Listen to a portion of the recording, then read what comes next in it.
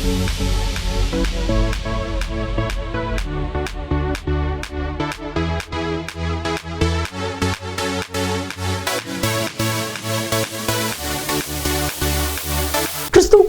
பிரியமான தெய்வ பிள்ளைகளை வெளிப்படுத்தின விசேஷம் பரலோகத்தின் சில காட்சிகள், கர்த்தராகிய இயேசு கிறிஸ்துவனுடைய வருகை, பூமியின் ராஜ்யங்களுடைய வரலாற்றினுடைய முடிவுகள், இவைகளை வெளிப்படுத்துவது தான் வெளிப்படுத்தின விசேஷம்.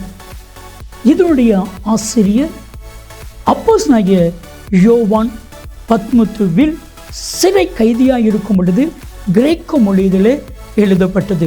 பெரும்பாலும் அடையாள மொழிகளிலே எழுதப்பட்ட இந்த புத்தகம் மதிப்பிற்குரிய டாக்டர் ரெவரண்ட் பால்ராஜ் அதிசயமணி அவர்கள் மூலமாக நமக்கு டிராஸ்டிவின் மக்களுக்கு இது போதிக்கப்படுகிறது.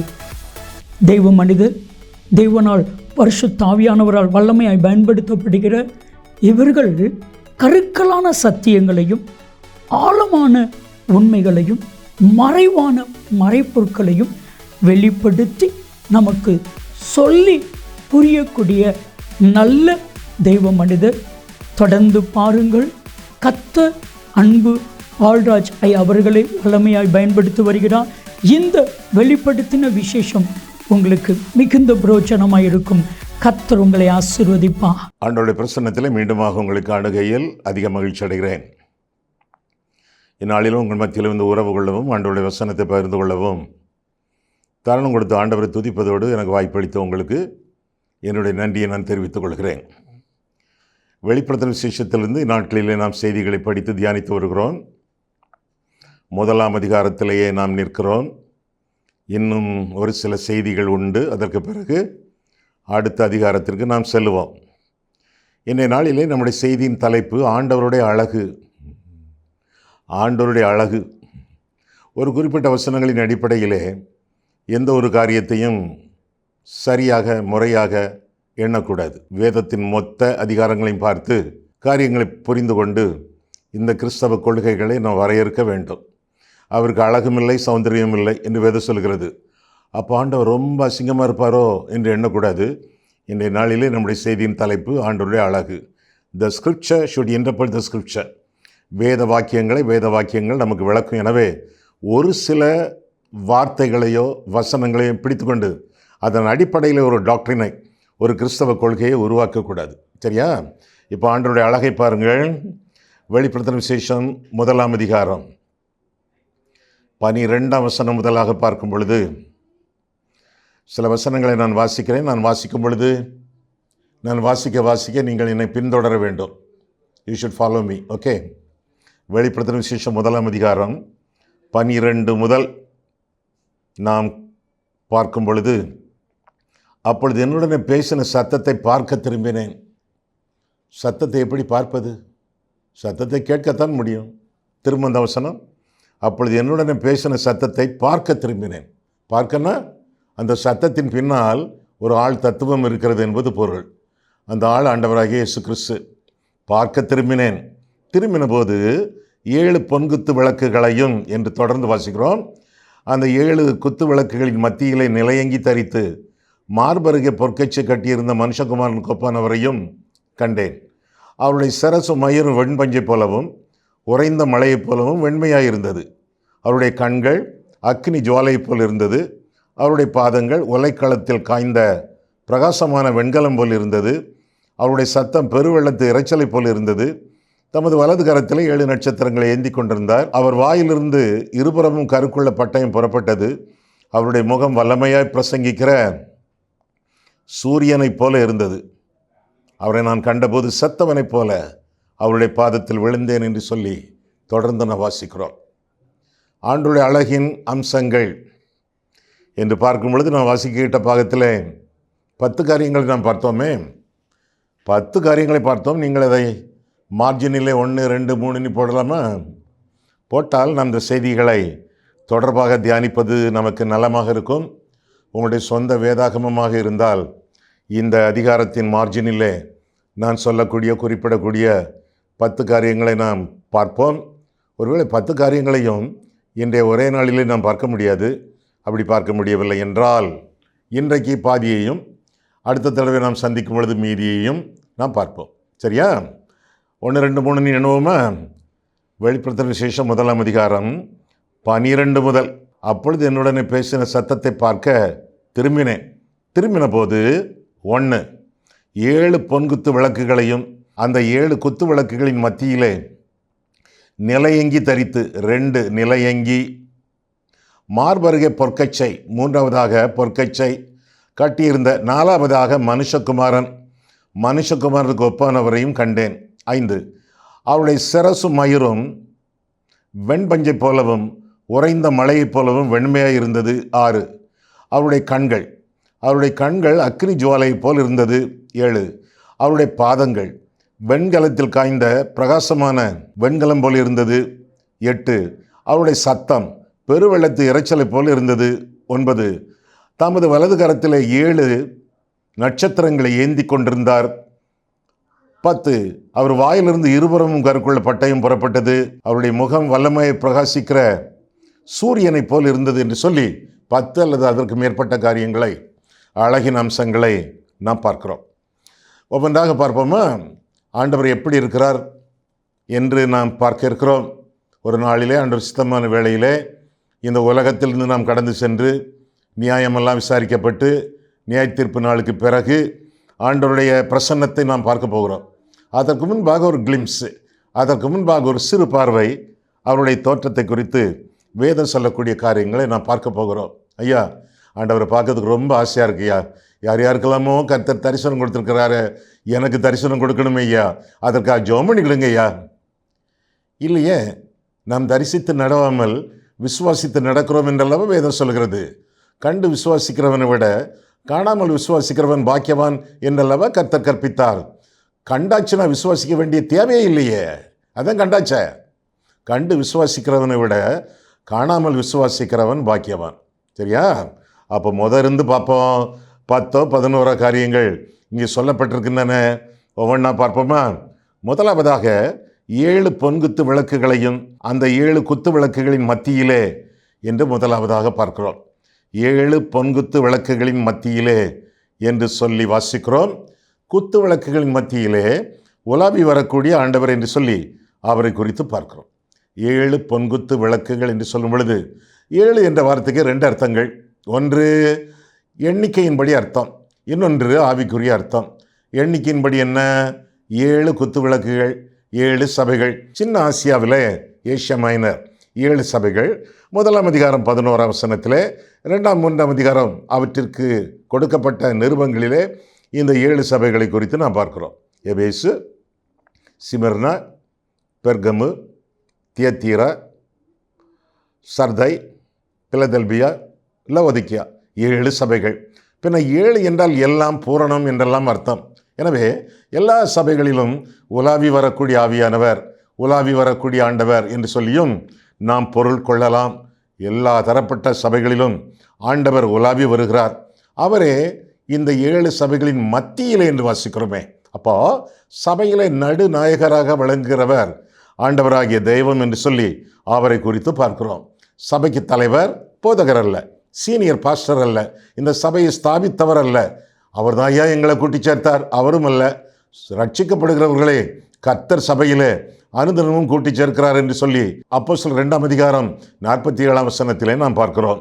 சபையிலே நடுநாயகம் வகிப்பவர் ஆண்டவராகிய இயேசு கிறிஸ்து, அவரே சபையை ஸ்தாபித்தவர் என்று சொல்லி வாசிக்கிறோம்.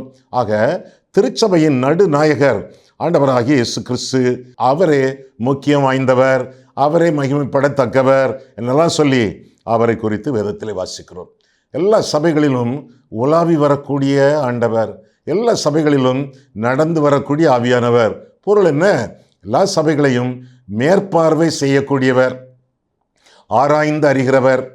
ஒவ்வொரு சபையில் என்னென்ன சிறப்புகள், ஒவ்வொரு சபையில் என்னென்ன சிறுமைகள், இதையெல்லாம் பார்த்து வரக்கூடிய ஆண்டவர் என்று பார்க்கிறோம்.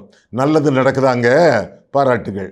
பின்ன கெட்டது நடக்கா, தண்டனைகள் என்று சொல்லி ஒவ்வொரு சபையின் கடிதங்களை நாம் பார்க்கும் பொழுது நாம் கண்டுகொள்கிறோம். உங்களுடைய சபையிலே ஆண்டவராக இயேசு கிறிஸ்து இருக்கிறாரா?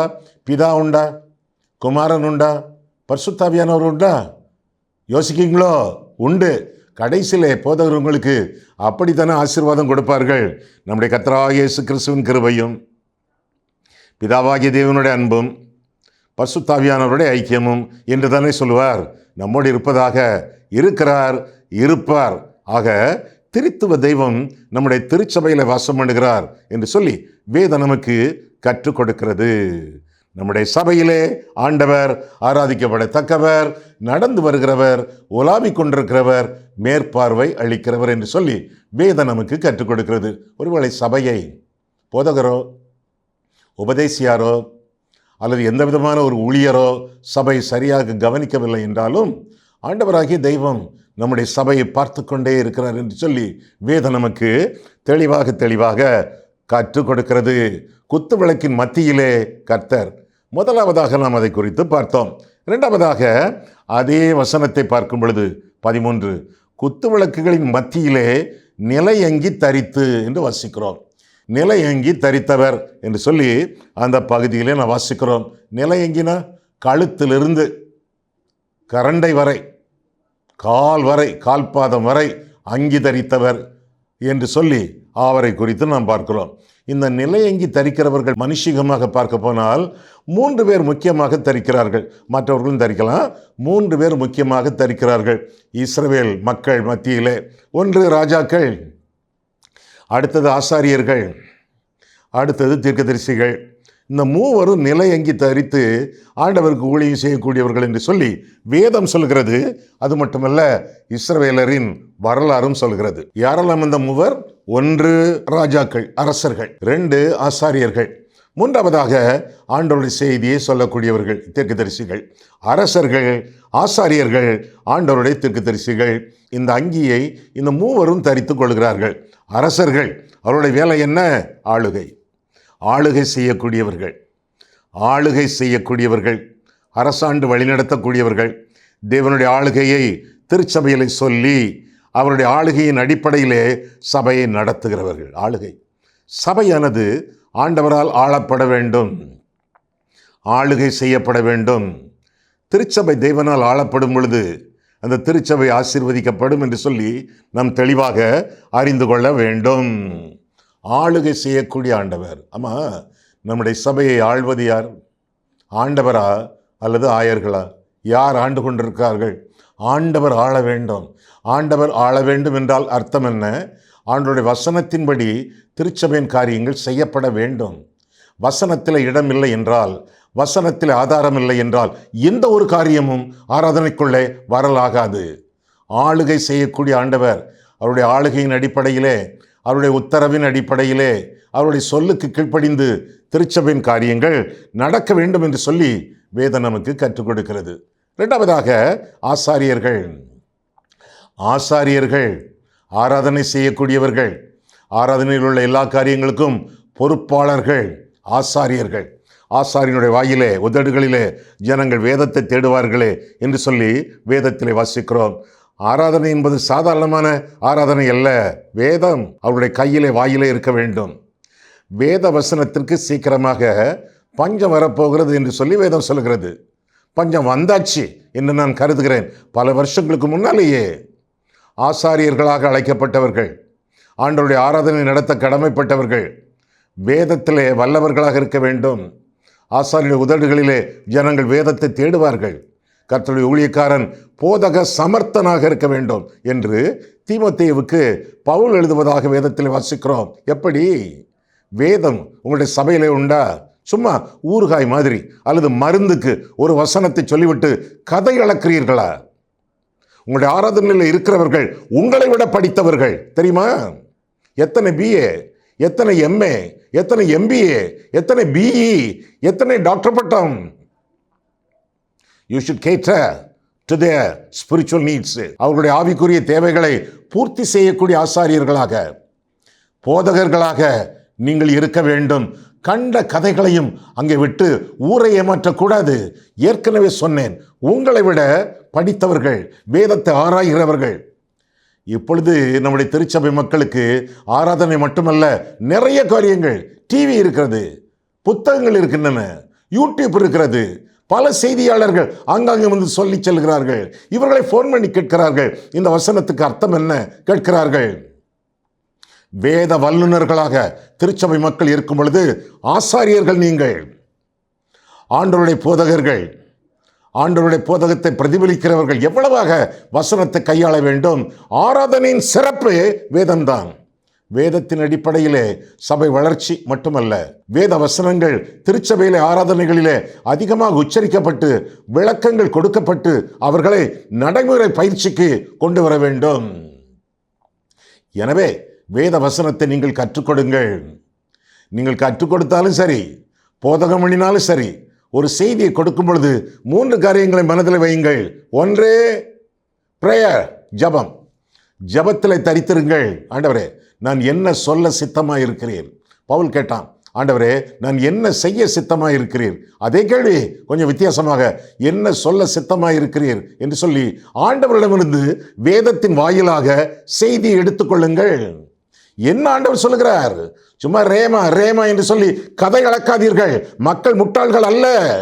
கர்த்தருடைய வேதம் உங்களுக்கு போதும். வேதம் போதும். கர்த்தருடைய வேதம் குறைவற்றது, ஆத்துமாவை உயிர்ப்பிக்கிறது. வேதத்துக்கு மிஞ்சி எதுவுமே இல்லை. வேதத்துக்கு மிஞ்சி எதையும் கொண்டு வராதிருங்கள். எதை கொண்டு வந்தாலும் அது வேதமாக இருக்காது, அது வேஷமாக இருக்கும். கர்த்தருடைய வேதத்தின் அடிப்படையில் ஆராதனையை நீங்கள் நடத்த கடவீர்கள். செழிப்பான செய்திகளை மக்களுக்கு கொடுங்கள். முதலாவதாக பிரேயர் என்று சொன்னேன், ஜபம். இரண்டாவதாக ப்ரிப்பரேஷன், ஆயத்தம். வேத வசனங்களை ஆராய்ந்து பாருங்கள். அவற்றால் உங்களுக்கும் உங்களுடையவர்களுக்கும் நித்திய ஜீவன் உண்டு. வேத ஆராய்ச்சி உங்களுக்கு இருக்கக்கூடிய அறிவு போதாது, போதவே போதாது. ஐயா, நான் பரிசுத்தாவியானவரை பெற்றிருக்கிறேன் ஐயா, ஆவியானவர் எனக்கு எல்லாவற்றையும் விளக்குவார் ஐயா. எப்படி விளக்குவார்? வேதத்தின் அடிப்படையிலே. மோசே தன் கையை யோசுவாவின் மேல் வைத்த பொழுது, உபாகமம் கடைசி அதிகாரம், யோசுவா 1ஆம் அதிகாரம், கைகளை வைத்த பொழுது யோசுவா ஆவியினால் நிரப்பப்பட்டான் என்று சொல்லி வேதத்தில் வாசிக்கிறோம். தொடர்ந்து என்ன வாசிக்கிறோம்? இந்த வேத வசனங்கள் உன் வாயை விட்டு பிரியாது இருக்க கடவது, இரவும் பகலும் அதை தியானிக்க மறவாதே என்று ஆண்டவர் திருவுளம் பெற்றுவதாக வேதத்தில் வாசிக்கிறோம். ஆவியினால் நிரப்பப்பட்ட யோசுவா ஆண்டவருடைய வசனத்தை வாசிக்கவும் கற்கவும் கட்டளை பெறுகிறான். A spirit-filled person is commanded to read the word of God. வேத வசனத்தை வாசிங்க, மனப்பாடம் பண்ணுங்க. எத்தனை வசனங்கள் உங்களுக்கு மனப்பாடமாக தெரியும்? உங்களுடைய திருச்சபையில் உள்ள சிறு பிள்ளைகள், அவர்கள் ஏறக்குறை 100 வசனங்கள் வைத்திருப்பார்களே மனதிலே, வாரந்தோறும் சொல்லுகிறார்களே மனப்பாட வசனங்களை. உங்களுக்கு எத்தனை தெரியும்? தடுமாறுகிறீர்களே பிரசங்கம் பண்ணும் பொழுது. ஒரு வசனத்தை தொடங்கி முடிக்க முடியாமல் தடுமாறுகிறீர்களே. வசனத்துக்கு முக்கியத்துவம் கொடுங்கள். வசனம் இல்லையேல் விசனம் என்பதை அறிந்து கொள்ளுங்கள். வசனம் நிறைய வாசியுங்கள், நிறைய புத்தகங்களை வாசியுங்கள். பவுலுக்கே அப்படிப்பட்ட பெருத்த ஆசை உண்டு. சிறைச்சாலையில் கிடக்கிறான் பவுல். 2 தீமோத்தேயு 4ஆம் அதிகாரம் 13ஆம் வசனம். தீமோத்தேயுவுக்கு ஒரு கட்டளை கொடுக்கிறான். என்னுடைய நாட்கள் நெருங்கி கொண்டிருக்கின்றன, 3 காரியங்கள் எனக்கு தேவை. கடைசி ஆசையாக இருக்கலாமோ, 3 காரியங்கள் எனக்கு தேவை. அடுத்த தடவை நீ என்னை பார்க்க வரும் பொழுது இந்த 3ஐயும் எனக்காக நீ எடுத்துக்கொண்டு வா. என்னதெல்லாம்? முதலாவதாக மேலங்கி, குளிர் திரும்ப ஜெயிலுக்குள்ள அங்கியை கொண்டா, கம்பளியை கொண்டா, என் மேலங்கி. இரண்டாவதாக என்னுடைய தோல் சுருள், அது என்னது? அந்த காலத்து பைபிள். மூன்றாவதாக புத்தகங்கள், நான் வாசித்த புத்தகங்கள், ஏற்கனவே வாசித்து அண்டர்லைன் பண்ணிய புத்தகங்கள் எல்லாவற்றையும் எடுத்துக்கொண்டு வா. ஜெயிலில் கிடக்கக்கூடிய ஒரு மனுஷன், நாட்களை எண்ணிக்கொண்டிருக்கக்கூடிய மனுஷன், இவற்றையெல்லாம் கொண்டு வந்தால் சிறைச்சாலையிலே அதை அனுமதிப்பார்களா? அந்த புத்தகங்களை சீல் வைத்து கொடுப்பார்களா? தெரியாது. இருப்பினும் தன்னுடைய ஆசையை பவுல் வெளிப்படுத்துவதாக வேதத்தில் வாசிக்கிறோம். போதகரே, சீனியர் பாஸ்டரே, வேதத்தை போதிக்கிறவரே, பர்சனல் லைப்ரரி, தனிப்பட்ட ஒரு நூலகம் உங்கள் வீட்டில் உண்டா? எத்தனை புத்தகங்கள் அதில் இருக்கின்றன? கேஜி படிக்கக்கூடிய உங்களுடைய பிள்ளை அல்லது 1ஆம் வகுப்பு படிக்கக்கூடிய பிள்ளை கூன் போட்டு நடக்கக்கூடிய அளவில் முதுகெல்லாம் புத்தகங்கள், ஏறக்குறை 20-25 புத்தகங்கள் சுமந்து கொண்டு சின்ன பிள்ளை செல்கிறது. உங்களிடத்தில் எத்தனை புத்தகங்கள் உண்டு? ஏனென்றால் முன்னால் இருக்கிறவர்கள், உங்களுடைய செய்தியை கேட்கிறவர்கள் புத்தக புழுக்கள். ஏராளமாக படித்திருக்கிறார்கள், ஏராளமாக வாசித்திருக்கிறார்கள். இன்றைய நாட்களிலே திருச்சபை அங்கத்தினரிடத்திலே காணப்படக்கூடிய ஆவிக்குரிய நூல்கள் போதகர்களிடத்திலே இல்லவே இல்லை. வாசியுங்கள். எவ்வளவு வாசிக்கிறீர்களோ அவ்வளவு தூரம் உங்களுடைய செய்தி ஆயத்தப்படும். ஒரு செய்தி கொடுப்பதற்கு நான் ஆயத்தப்படுகிறேன் என்றால் அந்த செய்தி கொடுப்பதற்கு என் மேஜை முழுவதும் புத்தகங்களை விரித்து வைத்திருப்பேன். ஒரு நூலகம் போல வைத்திருப்பேன். அதில் பல கமெண்ட்ரிஸ் இருக்கும், நிறைய வேத வியாக்கியான உரைகள் இருக்கும், பைபிள் டிக்ஷனரிஸ் இருக்கும். என்ன பேச போகிறோனோ அதை பற்றி இவர் என்ன சொல்லியிருக்கிறார், அவர் என்ன சொல்லியிருக்கிறார் என்பதை நான் ஆராய்ந்து பார்ப்பேன். புத்தகங்களின் வாயிலாக, சிறப்பு நூல்களின் வாயிலாக. அது மட்டுமல்ல, கேசட் போட்டு அல்லது சிடி போட்டு அவர்கள் பண்ணியிருந்தால் கேட்பேன். அது எங்கே இருக்கிறது, நான் கம்ப்யூட்டரில் இன்டர்நெட்டில் ஆராய்வேன். இவர் என்ன சொல்லியிருக்கிறார், அவர் என்ன சொல்லியிருக்கிறார், இதையெல்லாம் ஆராய்வேன். எத்தனை நாட்களாகும்? ஒரு அரை மணி நேரம் பிரசங்கம் பண்ண, அந்த செய்தியை ஆயத்தம் பண்ண எவ்வளவு நாளாகும்? சும்மா கர்த்தர் தருவார் என்று சொல்லிவிட்டு வந்து விடுகிறோமே, அப்படி அல்ல. 2 வாரங்கள் ஆகும், குறைந்தது 2 வாரங்கள் எனக்காகும் ஒரு அரை மணி செய்தியை ஆயத்தப்படுத்துவதற்காக. அரை மணி. ஆவியானவர் பேசுவாரையா? பேச மாட்டார். ஏதாவது ஒரு சங்கடமான சூழ்நிலையில் மாட்டிக்கொண்டால், கோர்ட்டிலோ போலீஸ் ஸ்டேஷனிலோ எக்கச்சக்கமாக ஏதாவது ஒரு கிரிட்டிக்கல் சிச்சுவேஷன், நெருக்கடியான சூழ்நிலையில் மாட்டிக்கொண்டால் நீங்கள் கவலைப்பட வேண்டாம். உங்கள் மூலமாக பரிசுத்த ஆவியானவர் பேசுவார் என்று வேதம் சொல்கிறதே ஒழிய, பிரசங்கம் பண்ண நீங்கள் ஒன்றும் ஆயத்தம் பண்ணாமல் அங்கே போய் பொம்மை மாதிரி நின்றா போதும், உங்களுக்கு ஆவியானவர் வாயை திறந்து உங்கள் மூலமாக பேசுவார் என்று எண்ணாதிருங்கள். ஆஹா, சோம்பேறிகளுக்கு ஆண்டவர் உதவி செய்வதில்லை. ஐயா, கர்த்தர் கழுதை மூலமா பேசினார். ஐயா, ஒரு தடவை பேசினார், 2 தடவை பேசவில்லை. பின்ன இப்பொழுது சிலருடைய செய்திகளை கேட்டால் கழுதை பேசுற மாதிரி தான் இருக்கு. வேதத்தை வாசியுங்கள், ஆவிக்குரிய நூல்களை வாசியுங்கள், ஆயத்தம் பண்ணுங்கள். உங்கள் செய்திகளை கேட்கிறவர்கள் உங்களை விட பெரியவர்கள் வேதத்தில். எனவே முதலாவதாக ஜெபம், பிரேயர். 2வதாக ப்ரிப்பரேஷன், ஆயத்தம். 3வதாக பிரசன்டேஷன், சொல்லக்கூடிய விதம். அதையெல்லாம் கண்டுபிடியுங்கள், கற்றுக்கொள்ளுங்கள். மற்றவர்கள் எப்படி பேசுகிறார்கள் கவனியுங்கள். காப்பி அடிப்போமோ அப்படி எண்ண வேண்டிய தேவையில்லை, கவனியுங்கள். மற்றவர்களை உற்று நோக்குங்கள். பவுல் பேசுவதை கேளுங்கள், பேதுரு பேசுவதை கேளுங்கள், பர்னபா பேசுவதை கேளுங்கள், மற்றவர்கள் பேசுவதை கேளுங்கள். நல்ல பேச்சாளர்கள், நல்ல பிரசங்கிமார்கள் என்ன பேசுகிறார்கள் என்பதை கேளுங்கள். வடிகட்டி எடுத்துக்கொள்ளுங்கள். எது உங்களுக்கு பிடிக்குமோ அதை எடுத்துக்கொள்ளுங்கள். உங்களுக்கு பிடிக்காததை நீங்கள் விட்டு விடுங்கள். அடுத்தவர்கள் பேசுவதை கேளுங்கள். அடுத்தவர்களிடத்தில் கலந்துரையாடுங்கள்.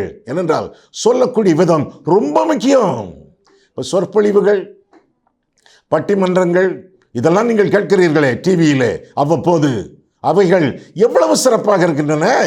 அவருடைய சொல் ஆற்றல், அவருடைய குரல் வளம், அவருடைய சொல் வளம், அவருடைய வொக்கபுலரி, அவருடைய வார்த்தைகள் எவ்வளவு அழகாக இருக்கின்றன. அதையெல்லாம் பார்த்து படித்து, இதையெல்லாம் பிசாசு எதற்கு கையாள வேண்டும்? நீங்கள் கையாளலாமே. வார்த்தைகளை கேட்டு படியுங்கள். பலவிதமான டிக்ஷனரிகளை உங்கள் வீட்டில் வைத்துக் கொள்ளுங்கள். English to Tamil, Tamil to English, Tamil to English வைத்துக் கொள்ளுங்கள். Build your vocabulary. ஏனென்றால் படித்தவர்கள் நிறைய பேர் வந்து கொண்டிருக்கிறார்கள். உங்களுடைய பேச்சு திறமை மற்றவர்களை விட, புறஜாதிகளுடைய சிறப்பை விட, அவர்களுடைய திறமைகளை விட உங்களுக்கு சிறந்ததாக காணப்பட வேண்டும். எவ்வளவு தூரம் அழகாக பேசுகிறீர்களோ அவ்வளவு தூரம் ஆர்வத்தோடு அவர்கள் கேட்பார்கள். நீங்கள் ஆசீர்வாதமாக திகழ்வீர்கள். இதையெல்லாம் மனதிலே வைத்துக் கொள்ளுங்கள். முதலாவதாக ராஜாக்கள், 2வதாக ஆசாரியர்கள், 3வதாக தீர்க்கதரிசிகள். தீர்க்கதரிசி என்றால் யார்? தேவனுடைய சித்தத்தை வெளிப்படுத்தக்கூடியவர். தேவனுடைய சித்தம் எப்படி தெரியும்? The word of God is the will of God. ஆண்டவருடைய வசனம், ஆண்டவருடைய சித்தம் சும்மா குறி சொல்லக்கூடாது, சும்மா கிளி ஜோசியம் சொல்லக்கூடாது. வேத வசனத்தின்படி அதற்கேற்ப அதன் அடிப்படையிலே சொல்ல வேண்டும். வேதம் தீர்க்க தரிசன புஸ்தகம் என்று வேதத்தில் அழைக்கப்படுகிறது.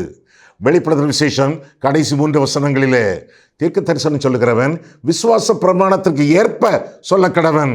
ரோமரிலே நான் வாசிக்கிறோம் 12ஆம் அதிகாரத்தில், விசுவாச பிரமாணம்னா வேத புத்தகம். வேதத்தை விட்டு வழி விலகாதிருங்கள். வேதத்திற்குள்ளே எல்லாம் உண்டு. கர்த்தருடைய வேதம் குறைவற்றதும் ஆத்துமாவை உயிர்ப்பிக்கிறதுமாய் இருக்கிறது என்று சொல்லி நான் வேதத்தில் வாசிக்கிறோம். எனவே கர்த்தருடைய வசனத்தை கையாளுங்கள். வேதம் உங்களை பாவத்தை விட்டு விலக்கும், அல்லது பாவம் உங்களை வேதத்தை விட்டு விலக்கும். ரொம்ப ரொம்ப முக்கியம் வேதம். எனக்கு முதலாவது தெய்வம், இரண்டாவது திருவசனம், மூன்றாவதாக என்னுடைய மனைவி, அதற்கு பிறகுதான் எல்லாமே. கர்த்தருடைய வேதத்திற்கு முக்கியத்துவம் கொடுத்து வாழ வேண்டியது உங்களுடைய கடமை. நிலையங்கி தரித்தவர்கள், ராஜாக்கள், அரசர்கள், ஆசாரியர்கள், ஆண்டவருடைய தீர்க்கதரிசிகள். மூன்றாவதாக ஒரு வார்த்தை பாருங்கள், அதை 13ஆம் வசனம். அந்த 7 குத்து விளக்குகளின் மத்தியிலே நிலையங்கி தரித்து மார்பருகே பொற்கச்சை. மூன்றாவது வார்த்தை பொற்கச்சை கட்டியிருந்த என்று சொல்லி வாசிக்கிறோம். பொற்கச்சை கட்டியிருந்த மனுஷகுமாரன் ஆண்டவராக இயேசு கிறிஸ்து பொற்கச்சை கட்டியிருக்கிறவர் என்று சொல்லி அவரை குறித்து வேதத்தில் வாசிக்கிறோம். கச்சைன்னு என்னது?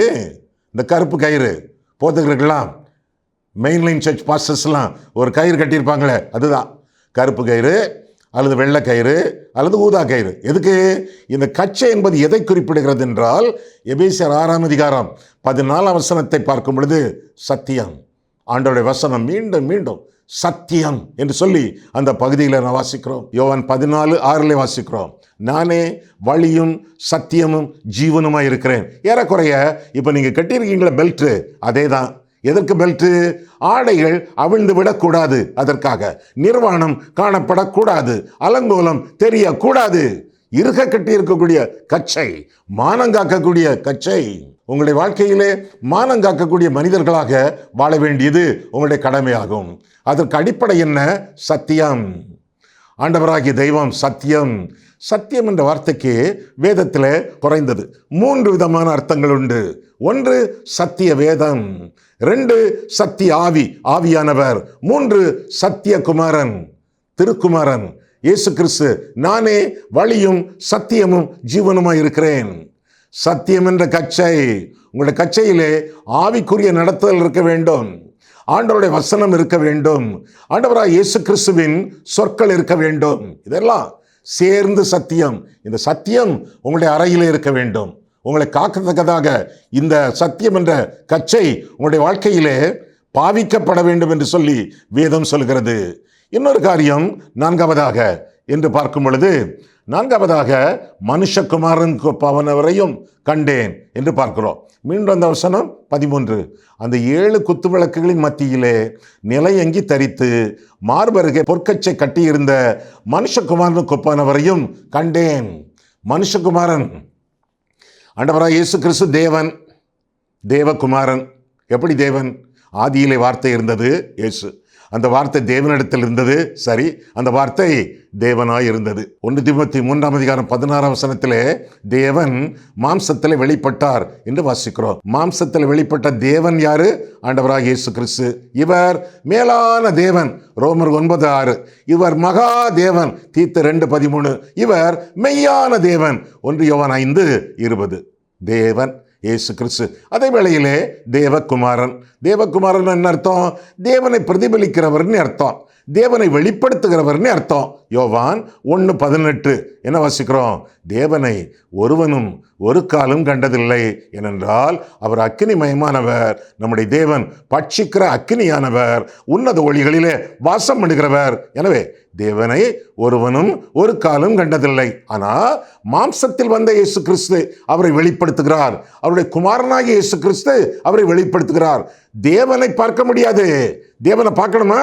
இயேசு கிறிஸ்து மூலமாக பார்க்க முடியும். அதுதான் யோவான் 1:18 விளக்கம்.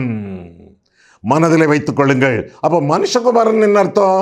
தேவகுமாரன்னா தேவனை வெளிப்படுத்துகிறவர், தேவனுடைய பிரதிநிதி. மனுஷகுமாரன் என்ன அர்த்தம்?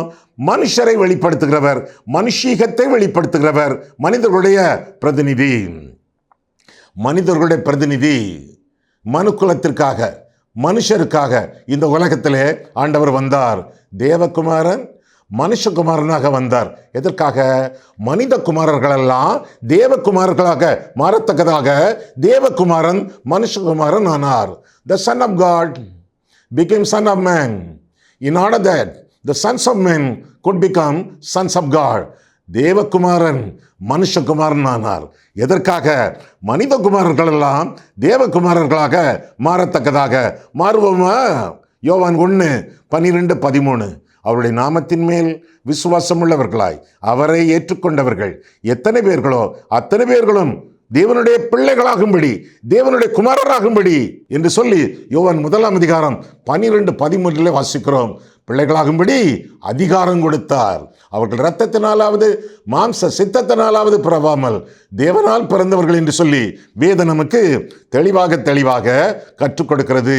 ஆக ஆண்டவராகிய தெய்வம் மனுஷகுமாரனாக அவதரித்ததின் நோக்கம் இந்த உலகத்திலிருந்து அந்த உலகத்திற்கு ஆண்டவனை அழைத்து செல்ல ஆண்டவர் மனித குமாரன் ஆனார். இந்த உலகத்தில் வாழக்கூடிய நாம், மனுக்குலமாக ஜீவிக்கக்கூடிய நாம், மனுஷர்களாக வாழ்ந்து கொண்டிருக்கக்கூடிய நாம் தேவனுடைய பிள்ளைகளாக இந்த உலகத்திலே வாழ்ந்து ஒரு நாளிலே நம்முடைய வாழ்க்கையின் இறுதியிலே அல்லது ஆண்டவருடைய வருகையிலே தேவனுடைய சந்நிதியிலே காணப்படத்தக்கதாக ஆண்டவருக்கு நம்முடைய வாழ்க்கையை அர்ப்பணித்து வாழ வேண்டியது நம்முடைய கடமையாகும். மனுஷகுமாரனாக இயேசு வந்தார்.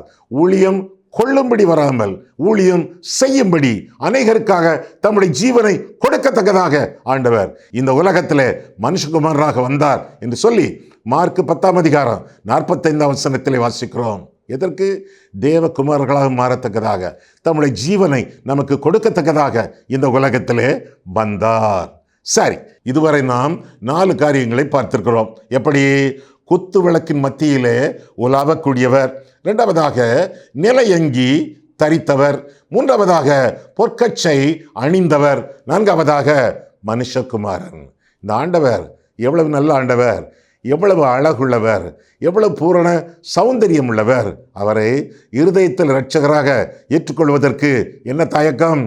தயக்கமே தேவையில்லை. பிறகு ஆண்டவரை வருந்தி வலிய தட்டி கொண்டிருக்கிறாரே, இதோ வாசற்படியிலே நின்று தட்டுகிறேன், ஒருவனின் சத்தத்தை கேட்டு கதவை திறந்தால் அவனுக்குள்ளே நான் பிரவேசிப்பேன், அவனோடு போஜனம் பண்ணுவேன், அவன் என்னோடு போஜனம் பண்ணுவான் என்று ஆண்டவர் திருவுளம் பெற்றி இருக்கிறாரே. காயினை பார்த்து ஆண்டவர் சொன்னார், பாவம் உன் வாசற்படியிலே படுத்து கிடக்கும். வாசற்படி பாவத்தின் படுக்கை. பிறகு ஆண்டவர் சொன்னார், உங்களிடத்தில் என்னிடத்திலே மற்றவர்களிடத்திலே இதோ வாசற்படியில் நின்று தட்டுகிறேன், ஒருவன் என் சத்தத்தை கேட்டு கதவை திறந்தால் நான் உட்பிரவேசிப்பேன்.